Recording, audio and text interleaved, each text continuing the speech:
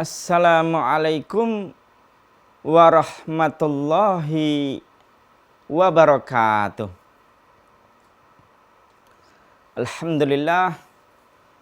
Alhamdulillahilladzi ja'alana wa iyyakum fi syahri Ramadan. Syahrul mubarak. Syahrus syiyam ala kulli muslimin wal muslimat. Syahrus siyam ala kulli mu'minin wal mu'minat. Ma'asyiral kaumul muslimin, jamaah kajian syarah hadis sahih yang dirahmati dan diberkahi oleh Allah Subhanahu wa ta'ala. Alhamdulillah, pada bulan Ramadan yang mulia, yang penuh rahmat dan berkah ini, meskipun terkadang fisik kita kuat, lalu melemah, apalagi mendekati pertengahan hari menuju sore hari. Begitu pula jamaah sekalian, meskipun tadinya perut kita dalam kondisi berisi, kemudian di siang hari menuju mendekati maghrib, perut kita semakin berbunyi. Baik berbunyi musik keroncong ataupun berbunyi musik dangdut. Tapi itu semuanya harus jamaah sekalian syukuri. Apapun itu bunyi musiknya yang ada di dalam perut kita, kita harus mensyukuri bahwasanya itulah nikmatnya berpuasa Ramadan. Itulah indahnya berpuasa Ramadan. Yang mana tentunya kita tidak akan pernah mendapati keadaan seperti itu di luar bulan Ramadan. Ma'asyiral kaumul muslimin, sahabat Telkomsel yang dirahmati dan diberkahi oleh Allah.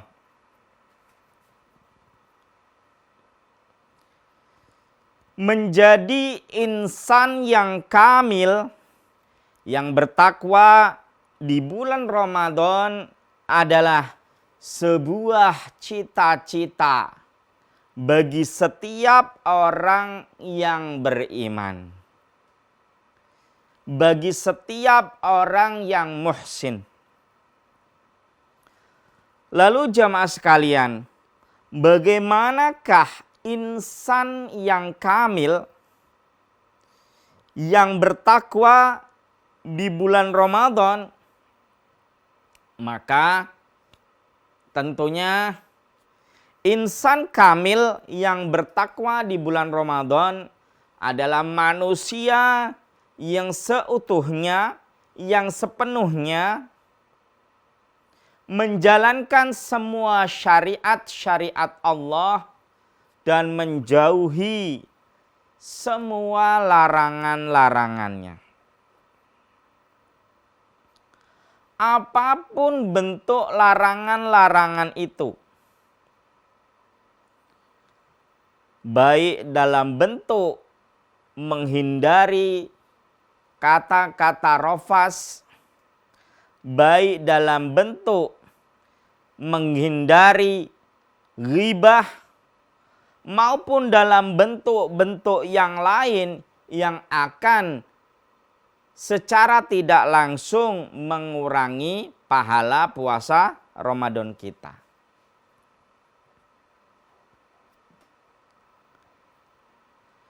Ketika datang bulan Ramadan, banyak orang yang kemudian mengurangi aktivitas-aktivitasnya di luar. Kenapa jamaah sekalian? Karena kalau kita terlalu banyak aktivitas-aktivitas di luar rumah, maka akan dikhawatirkan lalu akan membuat drop fisik kita. Sehingga kita akan berusaha untuk berdalih, karena fisik saya lemah, karena fisik saya sudah turun, maka saya harus berbuka. Maka saya diperbolehkan dalam agama Islam untuk tidak berpuasa Ramadan. Untuk itu jamaah sekalian, sebagaimana kebijakan yang telah dikeluarkan oleh Kementerian Pendidikan Dasar dan Menengah, Bapak Profesor Dr. Abdul Mukhti, yang mana ketika di bulan Ramadan para siswa atau murid dianjurkan untuk belajar di rumah, tentunya hal itu, kebijakan itu harus dimaknai, harus dilaksanakan, harus dipatuhi oleh segenap rakyat Indonesia, dan semestinya menjadikan bulan Ramadan bukan bulan yang sepenuhnya libur. Bukan bulan libur sekolah atau istilahnya libur telah tiba, seperti itu. Bukan. Tapi kita jadikan bulan Ramadan sebagai aktivitas-aktivitas yang bermanfaat. Kita jadikan aktivitas-aktivitas yang bermanfaat. Kita penuhi bulan Ramadan dengan aktivitas-aktivitas yang membangun peradaban. Misalnya, di samping kita mengkaji tadarus Al-Quran, kita juga dapat mengisi waktu luang di bulan Ramadan dengan berbagi takjil, dengan mendengar tausiah-tausiah di televisi, misalnya di televisi Muhammadiyah. Tentunya jamaah sekalian harus mengingat, yuk kita simak tayangan TV Muhammadiyah selama bulan Ramadan. Jangan kita pindah channel. Karena tentunya kalau jamaah sekalian pindah channel ke televisi lain, itu nanti malah akan membuat jamaah sekalian merasa kecewa, ya. Karena tayangan-tayangan TV-mu selama bulan Ramadan akan diisi dengan tayangan-tayangan yang sangat-sangat bermanfaat. Akan diisi dengan tayangan-tayangan yang berkemajuan. Akan diisi dengan tayangan-tayangan yang mencerahkan umat, yang mencerahkan peradaban, dan mencerahkan bangsa dan rakyat Indonesia. Ma'asyiral kaumul muslimin, jamaah kajian syarah hadis sahih yang dimuliakan oleh Allah.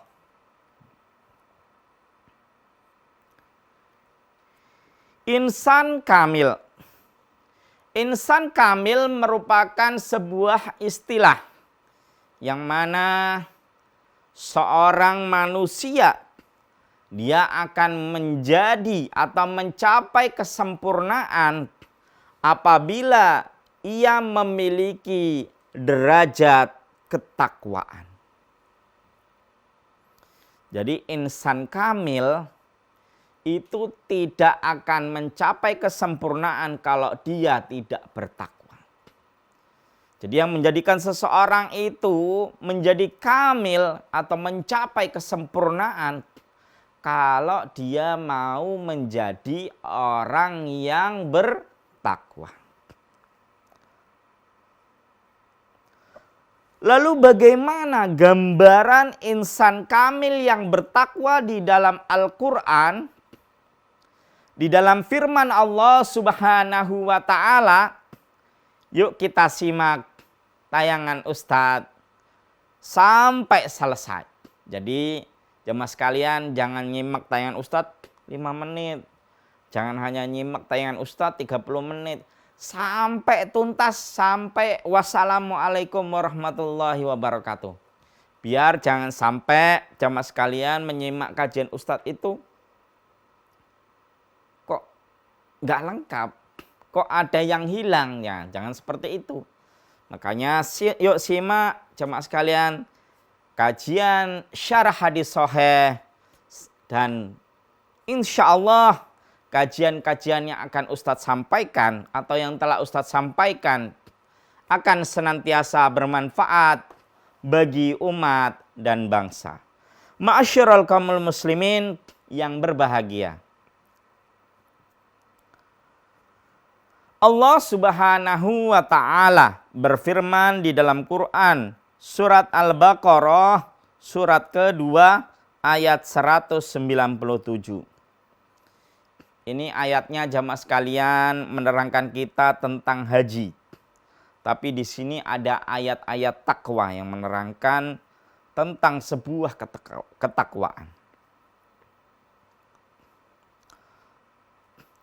Allah Subhanahu wa taala berfirman, A'udzu billahi minasyaitonir rajim. Bismillahirrahmanirrahim. Al-hajju ashhurum ma'lumat. Faman farada fihinnal hajja fala rafasa wala fusuqa wala jidala fil hajj. Wa ma taf'alu min khairin ya'lamhullah. Wa tazawwadu fa inna khairaz zadit taqwa. Wattaquni ya ulil albab. Artinya, musim haji itu pada bulan-bulan yang telah dimaklumi atau yang telah diketahui. Barang siapa mengerjakan ibadah haji dalam bulan-bulan itu, maka janganlah dia berkata jorok atau rafas, berbuat maksiat, dan bertengkar dalam melakukan ibadah haji. Segala yang baik yang kamu kerjakan, Allah mengetahuinya. Bawalah bekal, karena sesungguhnya sebaik-baik bekal adalah takwa. Dan bertakwalah kepadaku, wahai orang-orang yang berakal sehat. Quran surat Al-Baqarah surat kedua ayat 197. Di dalam Quran surat Al-Baqarah surat kedua ayat 197 ini menarangkan, mengajarkan kita sebuah pelajaran yang sangat berharga. Pelajaran yang pertama yakni kita jangan sampai berkata jorok atau rofas atau berkata kotor. Contohnya apa Ustadz? Berkata jorok atau rofas. Ya tentunya jamaah sekalian sebelum kita melanjutkan mari kita simak tayangan yang berikut ini. Masyarul kaumul muslimin, pemirsa TV Muhammadiyah yang berbahagia. Kata rofas, kalau kita mau merujuk ke dalam kitab Lisanul Arab, yakni kata-kata yang mengandung sesuatu yang jorok, sesuatu yang kotor, sesuatu yang menghina atau merendahkan martabat orang lain. Misalnya kita menyebut seseorang atau memanggil seseorang dengan panggilan.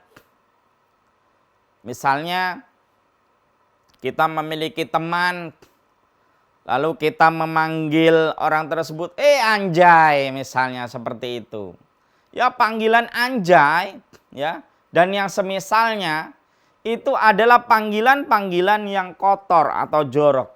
Sehingga kita jangan sampai memanggil seseorang dengan panggilan yang tidak baik. Atau kita misalnya memanggil orang lain atau saudara kita dengan panggilan hei cungkring misalnya. Karena orangnya kurus gering, maka kita panggil cungkring, ya. Atau he gepeng, gepeng, ya. Karena kurus krempeng. Lalu kita memanggil saudara kita atau teman kita dengan panggilan gepeng. Itu adalah bentuk dari rofas. Lalu kita juga dilarang untuk berbuat maksiat. Apapun itu bentuknya. Mau maksiat itu dalam bentuk berzina, mau maksiat itu dalam bentuk membunuh, mau maksiat itu dalam bentuk mencuri, ataupun maksiat dalam bentuk-bentuk yang terjadi dalam keseharian kita.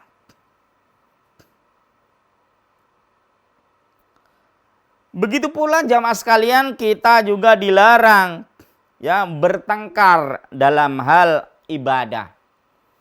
Jadi jamaah sekalian, ketika datang bulan Ramadan kita nggak perlu gontok-gontokan. Misalnya tarawehnya harus 11 rakaat, tarawehnya harus 21 rakaat, tarawehnya harus 23 rakaat, atau tarawehnya harus 41 atau 43 rakaat. Kita nggak perlu mempeributkan itu jamaah sekalian. Karena kalau memang kita mau meributkan hal itu, ya kita lebih baik yuk kita sholat tarawih yang tidak terbatas, misalnya 1000 rakaat sekalian jamaah sekalian. Ya, daripada kita ribut soal 11, soal 21, 23, soal 41, 43. Kita mendingan sholat sebanyak-banyaknya tak terbatas kalau kita masih ribut soal-soal yang remeh-temeh itu jamaah sekalian.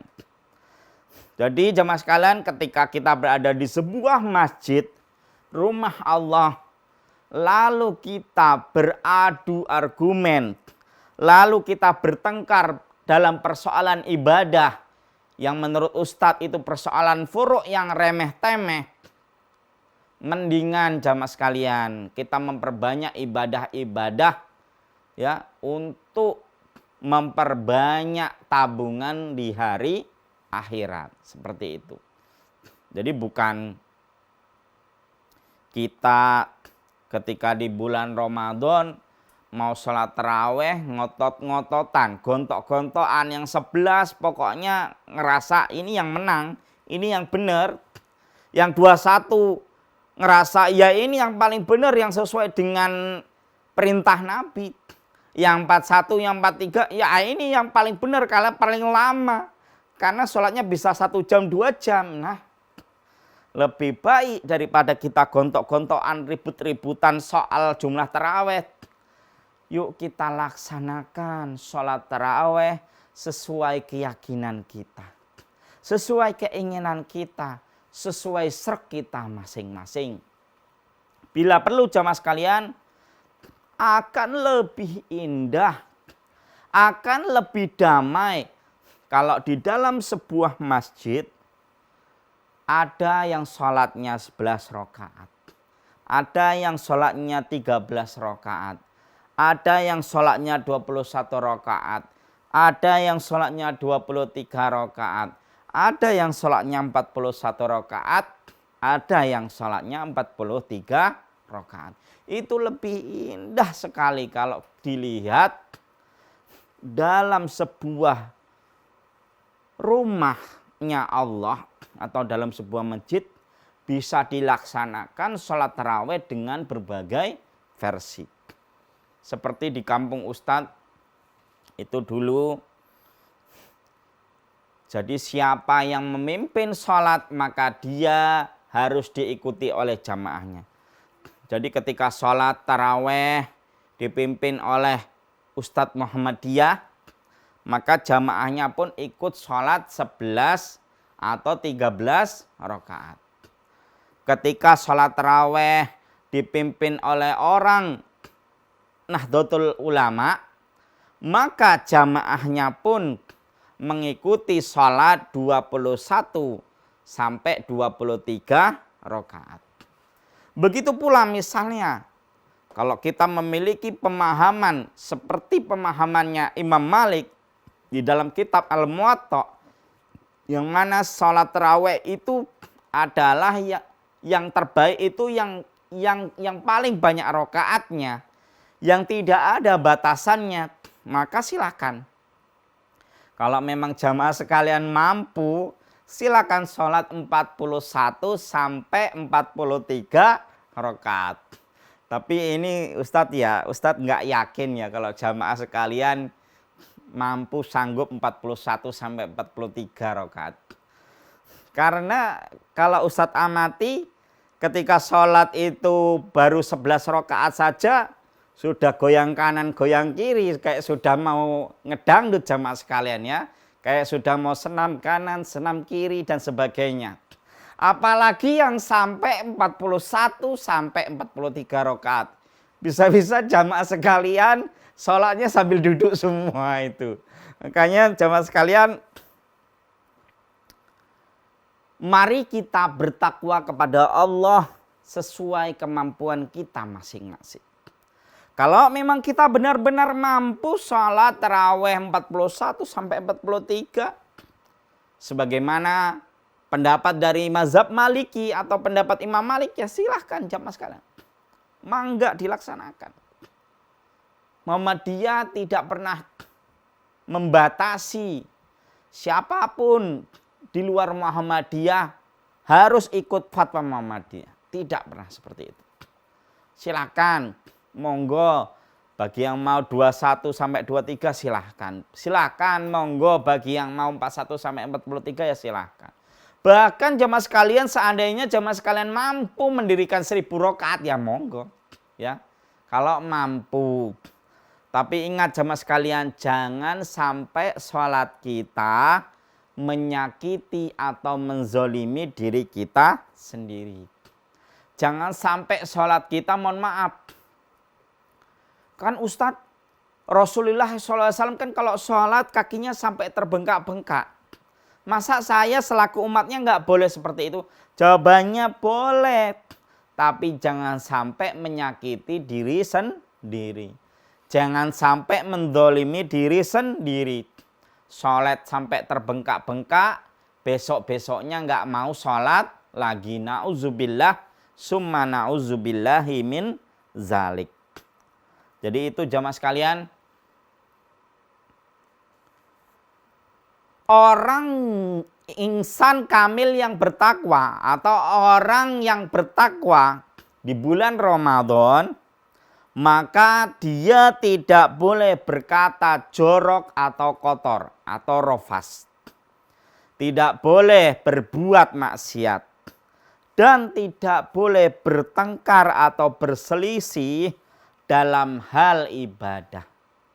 Ini adalah pesan Allah Subhanahu wa taala di dalam Quran surat Al-Baqarah surat kedua ayat 197 untuk seluruh umat Islam, untuk seluruh warga Muhammadiyah dan untuk seluruh simpatisan Muhammadiyah. Ma'asyiral kaumul muslimin, pemirsa TV Muhammadiyah yang berbahagia.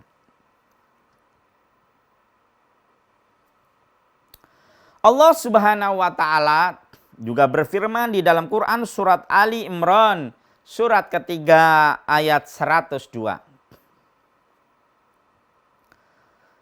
A'udzu billahi minasy syaithanir rajim. Bismillahirrahmanirrahim.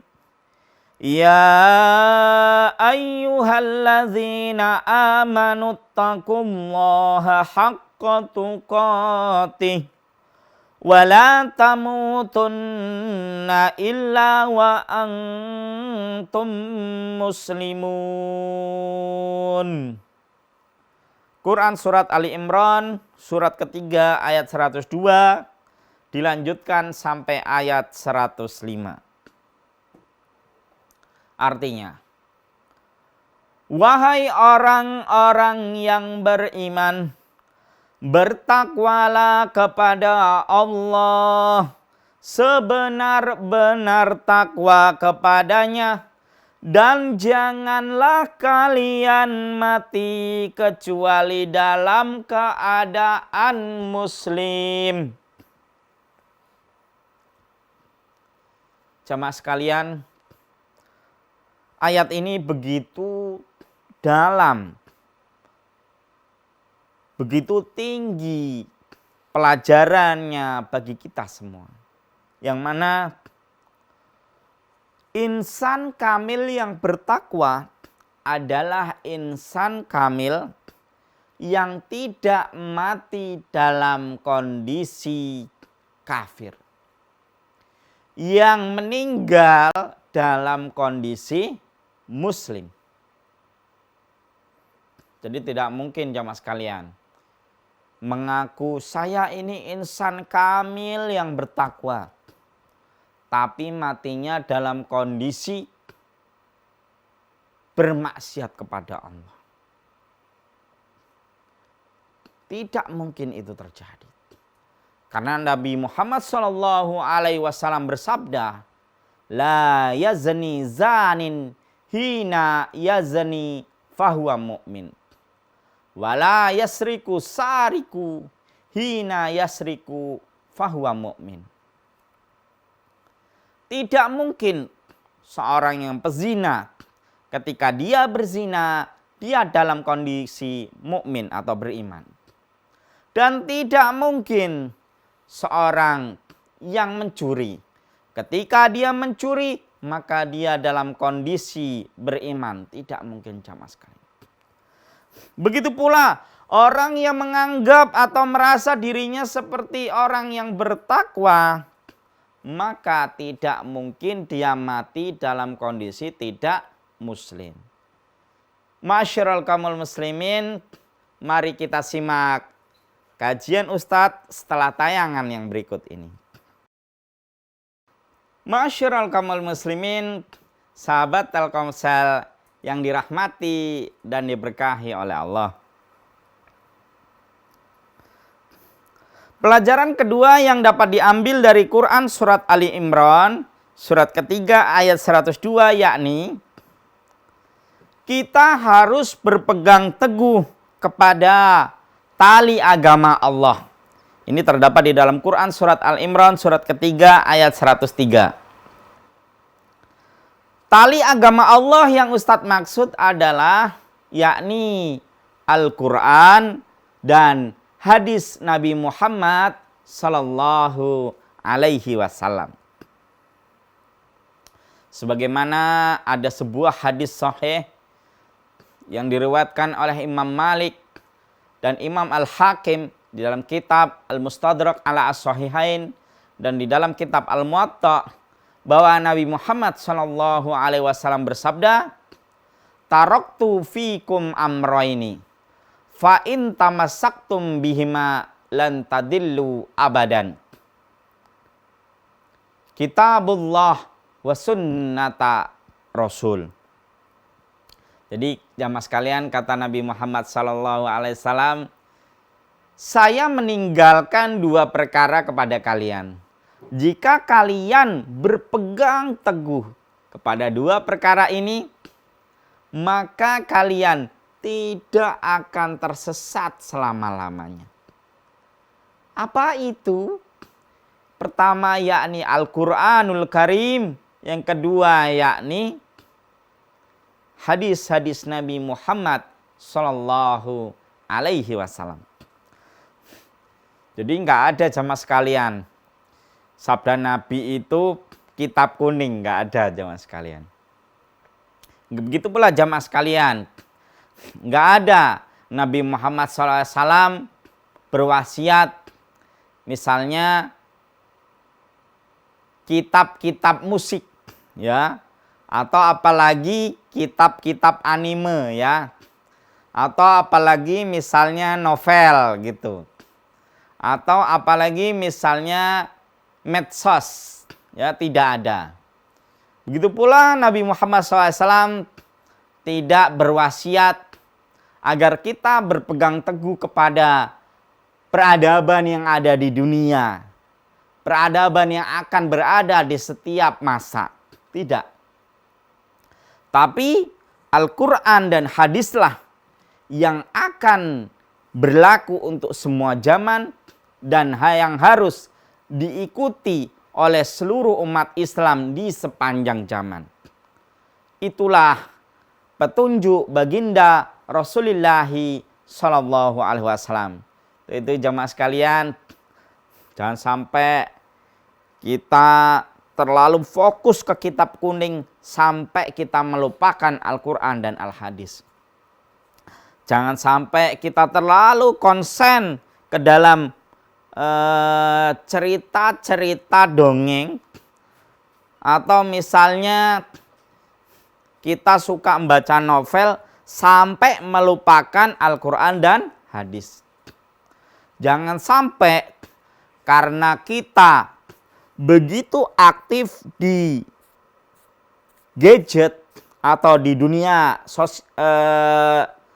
medsos, media sosial, lalu kita lupa membaca Al-Quran dan melupakan Al-Hadis. Padahal jamaah sekalian, yang bisa menjadi perantara penyelamat kita di hari akhirat kelak, di yaumul kiamat kelak adalah Al-Quranul Karim. Karena Nabi Muhammad SAW bersabda, Iqra'ul Quran fa innama yaji'u yaumal qiyamati syafi'an li ahlihi. Jadi kata baginda Rasulullah SAW, bacalah Al-Quran. Ketika kalian membacanya, maka Al-Quran akan menjadi perantara syafaat Allah bagi siapa yang mau membacanya. Jadi jamaah sekalian, tidak ada hadis Nabi bacalah novel, bacalah anime, bacalah medsos, sehingga medsos, anime, novel akan menjadi perantara syafaat di hari kiamat. Bacalah kitab kuning, sehingga kitab kuning akan menjadi penyelamat di hari kiamat. Tidak ada. Kalau ada berarti itu jamaah sekalian bisa dipastikan itu hadis palsu. Ya, hadis kalau dalam bahasa Arabnya la aslalahu, hadis yang tidak ada asalnya. Ma'asyiral kaumul muslimin, pemirsa TV Muhammadiyah yang dirahmati dan diberkahi oleh Allah.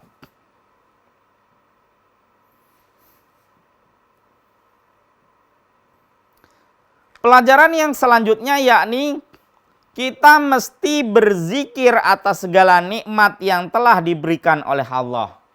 Ini terdapat di dalam Quran surat Ali Imran surat ketiga ayat 103 ya sampai 104. Bahwasanya insan kamil yang bertakwa kepada Allah adalah insan kamil yang senantiasa berzikir mengingat Allah Subhanahu wa taala.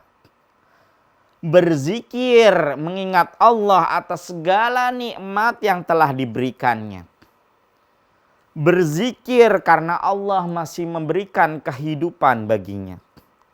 Berzikir karena Allah masih menjadikan kita sebagai orang yang muslim. Jamaah sekalian, sungguh beruntung kita hidup dalam kondisi muslim. Karena banyak di luar sana orang-orang yang hidup dalam kondisi non-muslim. Jamaah sekalian, sungguh beruntung kita lahir dalam kondisi muslim. Karena banyak di luar sana orang tua yang non-muslim yang melahirkan anak non-muslim pula. Untuk itu jamaah sekalian, yuk kita bersyukur kepada Allah Subhanahu wa taala.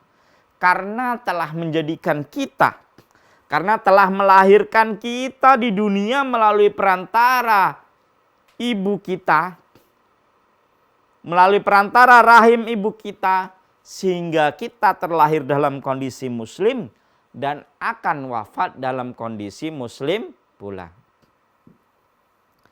Jadi jamaah sekalian, Quran surat Ali Imran surat ketiga ayat 102 mengajarkan kita 3 pelajaran, yakni jangan mati kecuali dalam keadaan muslim, berpegang teguh kepada Al-Quran dan hadis, serta berzikir atau mengingat Allah atas segala nikmat yang telah diberikan kepada kita.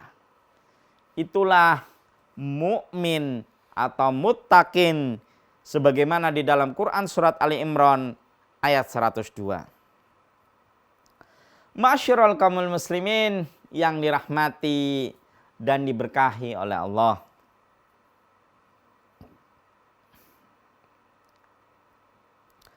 Kemudian Allah Subhanahu wa taala juga berfirman, A'udzu billahi minasyaitonir rajim. Bismillahirrahmanirrahim. Ya ayyuhalladzina amanu la tuhillu sya'airallah wala syahral harama walal hadiya walal qalaida wala aminal baital haram wala aminal baital haram walal hadiya walal qalaida wala aminal baital haram yabtaguna fadlam mir rabbihim wa ridwana wa idza halaltum fastadu wala yajrimannakum syana'anu qaumin an saddukum 'anil masjidil haram harami an ta'tadu wa ta'awanu 'alal birri wat taqwa wala ta'awanu 'alal itsmi wal 'udwan wattaqullah innallaha syadidul 'iqab.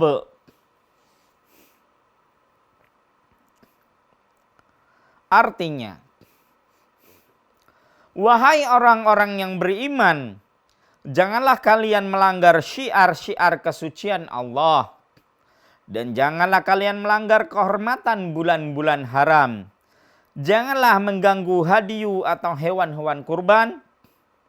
Dan qalaid, hewan-hewan kurban yang diberi tanda. Dan janganlah pula mengganggu orang-orang yang mengunjungi Baitul Haram. Mereka mencari karunia dan keridoan Tuhannya. Tetapi apabila kalian telah menyelesaikan ihram, maka bolehlah kalian berburu. Jangan sampai kebencianmu kepada suatu kaum karena mereka menghalang-halangimu dari Masjidil Haram, mendorongmu berbuat melampaui batas kepada mereka. Lalu, dan tolong menolonglah dalam mengerjakan kebajikan dan takwa, dan tolong menolong dan jangan tolong menolong dalam berbuat dosa dan permusuhan. Bertakwalah kepada Allah, sungguh Allah sangat berat siksanya. Quran surat Al-Maidah surat kelima ayat 2. Sebelum kita melanjutkan kajian syarah hadis sahih ini, mari kita simak tayangan yang berikut ini. Pemirsa Telkomsel yang dirahmati dan diberkahi oleh Allah. Quran surat Al-Maidah surat kelima ayat 2 mengajarkan kita pelajaran yang mulia, yakni insan kamil yang bertakwa adalah insan kamil yang saling tolong menolong dalam kebaikan dan kebenaran. Insan kamil yang bertakwa adalah insan kamil yang tidak saling tolong menolong dalam berbuat dosa dan permusuhan. Untuk itu jemaah sekalian, ketika kita berada di bulan Ramadan yang mulia ini, ketika kita berada di bulan suci Ramadan yang mulia ini, kita harus saling tolong menolong dalam kebaikan. Kita harus menjauhi perbuatan dosa, dan juga permusuhan. Jangan sampai di bulan Ramadan kok kita malah saling bermusuh-musuhan. Kita dengan tetangga saling bermusuhan. Kita dengan warga sekitar saling bermusuhan. Jangan lakukan hal itu jemaah sekalian. Jangan kita sia-siakan puasa Ramadan kita untuk memusuhi saudara-saudara kita. Jangan kita siakan, jangan kita jadikan bulan Ramadan kita campuri dengan perbuatan-perbuatan dosa. Karena dengan bercampurnya bulan suci Ramadan yang mana seharusnya kita isi dengan amalan-amalan yang baik, kok malah kita isi dengan permusuhan, maka Ramadan kita menjadi tidak bermakna bagi Allah Subhanahu wa taala. Kenapa jamaah sekalian? Karena baginda Rasulullah SAW pernah bersabda di dalam hadis qudsi, wa saumun li wa ana ajzi bihi.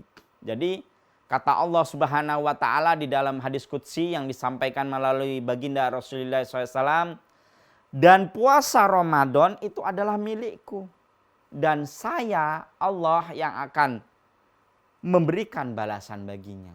Itulah jemaah sekalian, jangan sampai ketika di bulan Ramadan karena kita saling bermusuh-musuhan, karena kita berlomba-lomba berbuat dosa, lalu kemudian Allah sama sekali tidak memberi pahala kepada kita. Allah sama sekali tidak melihat puasa Ramadan kita. Allah sama sekali tidak melihat sholat tarawih kita. Ketika Allah Subhanahu wa taala tidak melihat dan menilai puasa Ramadan dan sholat tarawih kita, maka kita benar-benar menjadi orang yang merugi. Orang yang merugi baik di dunia maupun di akhirat. Masyarul kaumul muslimin yang dirahmati dan diberkahi oleh Allah. Lalu di dalam firman yang lain di dalam Quran surat Al-Maidah surat ke-5 ayat 8 yang artinya, wahai orang-orang yang beriman, jadilah kalian sebagai penegak keadilan karena Allah ketika menjadi saksi dengan adil. Dan janganlah kebencianmu terhadap suatu kaum mendorong kamu untuk berlaku tidak adil. Berlaku adillah, karena adil itu lebih dekat kepada takwa. Dan bertakwalah kepada Allah, sungguh Allah Maha mengetahui terhadap yang kalian kerjakan. Jadi jamaah sekalian, insan kamil di dalam Quran surat Al-Maidah surat ke-5 ayat 8 ini adalah insan yang berlaku adil dalam hal apapun. Adil kalau kita memberikan sesuatu kepada anak-anak kita. Adil ketika kita memberikan sesuatu kepada istri-istri kita. Nah, ini bagi yang beristri lebih dari satu jamaah sekalian. Adil kepada bawahan atau karyawan kita. Adil kepada anak dan istri kita. Serta adil kepada keluarga dekat maupun keluarga jauh kita. Jadi jangan sampai jamaah sekalian ketika bulan Ramadan kita, ini Ustadz contohkan saja jamaah sekalian. Ini bukan berarti Ustadz pengen doktrin jamaah sekalian. Ketika bulan Ramadan tiba, kita kemudian ketika memberi makan takjil, misalnya ke masjid A, kita kasih ikan, ya. Bahkan ikannya misalnya ikan tuna jamaah sekalian. Yang penting jangan ikan paus jamaah sekalian. Kalau jamaah sekalian memberi ikan paus, ya, nanti siapa yang makan jamaah sekalian, ya? Malah kita yang akan dimakan oleh ikan paus, seperti itu. Jadi ketika kita memberi takjil berbuka kepada masjid si A misalnya ikan, Jangan kemudian memberi takjil kepada masjid si B, malah tempe saja misalnya. Jadi nasi, kemudian tempe sama sayur saja. Bahkan misalnya ke masjid C, malah nasi sama sayur saja, seperti itu. Jangan seperti itu jemaah sekalian. Ya lebih baik kalau kita mau berinfak, mau berbagi takjil kepada sesama, ya kita harus yang pemberian yang terbaik. Ya, pemberian takjil yang terbaik. Bila perlu masjid si A pakai ikan tongkol misalnya, masjid si B pakai daging ayam, masjid si C pakai daging sapi misalnya. Jadi harus pemberian yang terbaik. Jangan malah turun menurun. Misalnya yang awal ikan, kemudian jadi telur. Setelah ngasih takjil telur, malah kemudian jadi tinggal sayur. Setelah berbagi takjil sayur, malah besok coba berbagi nasi jamaah sekalian. Jangan sampai seperti itu. Itu nanti akan menandakan bahwasannya diri kita tidak ikhlas. Jadi jamaah sekalian, makanya di dalam Pancasila kita, keadilan sosial bagi seluruh rakyat Indonesia. Jadi namanya keadilan itu untuk semua rakyat Indonesia. Jadi adil itu enggak hanya untuk orang-orang pejabat ya, untuk orang-orang yang di atas, orang-orang yang memiliki jabatan tinggi. Tapi adil atau sebuah keadilan harus juga dirasakan oleh rakyat menengah maupun ke bawah. Rakyat yang bekerja sebagai ojol atau ojek online sampai rakyat yang berdagang di kaki lima atau pedagang kaki lima. Rakyat yang berjuang mencari nafkah sebagai kuli panggul juga harus mendapatkan keadilan. Begitu pula rakyat yang mengemis-ngemis di jalan juga harus mendapatkan keadilan. Inilah sebuah insan yang bertakwa di dalam Quran surat Al-Maidah surat ke-5 ayat 8 adalah insan yang berlaku adil dalam hal apapun. Insan yang mendapatkan keadilan sosial bagi seluruh rakyat Indonesia. Lalu jamaah sekalian, ini sebagai konklusi pada kajian Ramadan ini atau kajian syarah hadis sahih ini, Allah Subhanahu wa taala berfirman di dalam Quran surat Al-Fath surat ke-48 ayat 26. A'udzubillahi minasyaitonirrajim. Bismillahirrahmanirrahim. Idz ja'alal ladzina kafaru fi qulubihim al-hamiyah hamiyatan jahiliyah. Fa anzalallahu sakinatahu ala rasulihi wa alal mu'minina wa alzamahum kalimatat taqwa wa kanu ahaqqa biha wa ahlaha wa kanallahu bikulli syai'in alima. Jadi di dalam Quran surat Al-Fath surat ke-48 ayat 26 ini Allah mengajarkan kita kalimat takwa. Kalimat takwa yang dimaksud ini adalah kalimat tauhid, tauhidullah atau la ilaha illallah.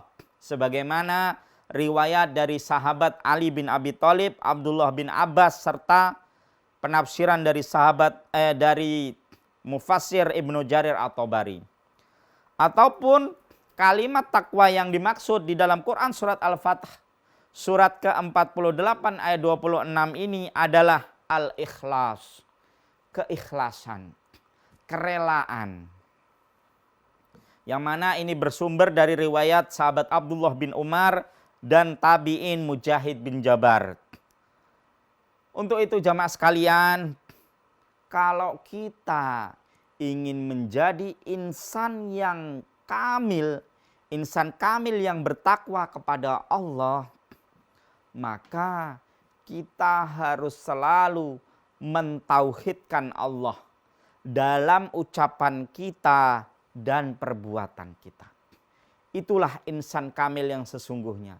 Insan kamil yang sesungguhnya, insan kamil yang sesungguhnya yang bertakwa kepada Allah di bulan Ramadan adalah yang senantiasa menjadikan la ilaha illallah atau asyhadu an la ilaha illallah wa asyhadu anna Muhammadar Rasulullah atau kalimat ikhlas diwujudkan, diejawantahkan dalam ucapan dan perbuatan, dalam dakwah dan dalam sosial.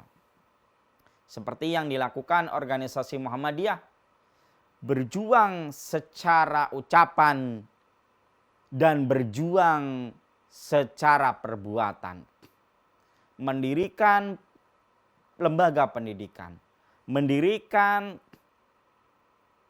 panti-panti sosial, dan mendirikan rumah sakit merupakan bentuk dari atau ejawantah dari sebuah ketakwaan insan yang kamil.